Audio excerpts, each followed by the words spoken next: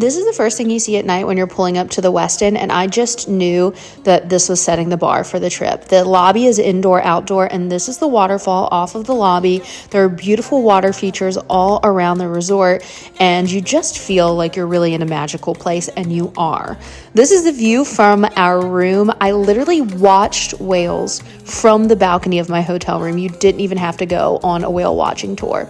This is also what I liked. Now, it looks empty right now because this was early, but this is a child's pool. There are slides, there are all these different things, but there's also an adult section. I highly recommend getting a cabana because the chairs fill up really quickly. This pool that you see here has sand in the bottom and it's heated, which is fantastic. I was never without a drink or without food. They are on top of it. And if you don't want to hang out at the pool, the beach is steps away from the hotel, and the beach is fantastic as well. There's a little beach walk where you can walk to other areas too.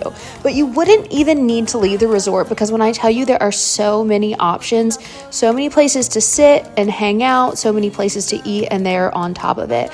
I loved going out to eat at night because there was always live music at the restaurant, and the fish tacos and the pina coladas were my favorite. Every morning I would get up and come to Ulua Kitchen and have my mug of coffee while I watched the water and people watched on the beach walk, and it was just the best way to start every day.